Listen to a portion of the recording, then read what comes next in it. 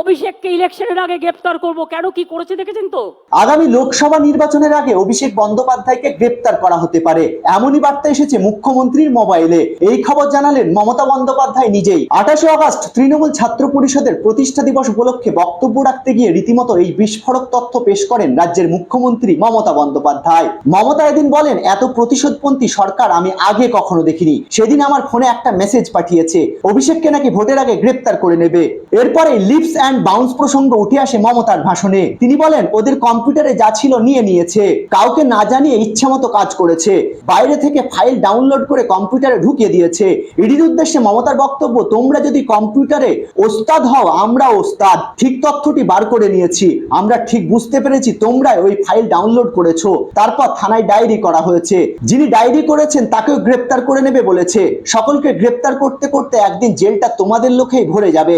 গত সোমবার নিয়োগ মামলায় ধৃত কালীঘাটের কাকু ওরফে সুজয় কৃষ্ণ ভদ্রের সঙ্গে সম্পর্কযুক্ত 3টি এলাকায় তল্লাশি চালাতে গিয়েছিল ইডি। আলিপুরে লিপস অ্যান্ড বাউন্স নামের একটি সংস্থার দপ্তরেও যান ইডির আধিকারিকরা। এই সংস্থায় সুজয় কৃষ্ণ একসময় উচ্চ পদে কাজ করতেন বলে দাবি ইডির।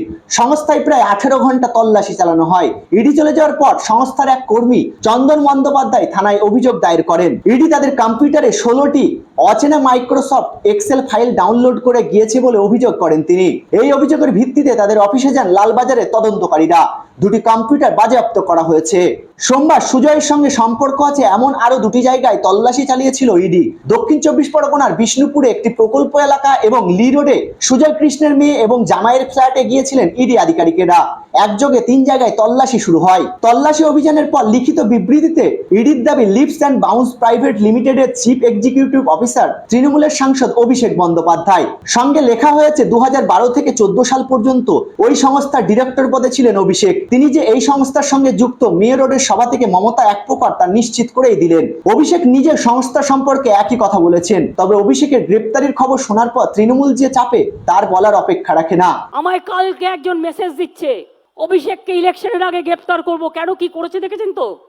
ওর কম্পিউটারগুলো যা ছিল সেগুলো নিয়ে নিয়েছে, মানে একটা কাউকে ইনফর্ম পর্যন্ত করেনি, নিজের ইচ্ছে মতো ঢুকে গেছে, নিজের ইচ্ছে মতো করেছে।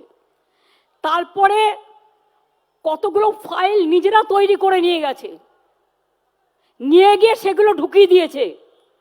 আরে ভাই, তোমরা যদি কম্পিউটার ওস্তাদ হও, আমরাও কম বড় ওস্তাদ নই। আমরা পুরো তথ্য বের করে নিয়েছি যে এগুলো তোমরা ঢুকিয়েছো, এগুলো ওদের কম্পিউটারে ছিল না, টাইম দিয়ে দিয়ে করা হয়েছে এবং সেই জন্য ডায়েরি করা হয়েছে। যে ডায়েরি করেছে তাকে বলছে তোকেও গ্রেপ্তার করবো। হ্যাঁ, সবাইকে গ্রেপ্তার করো।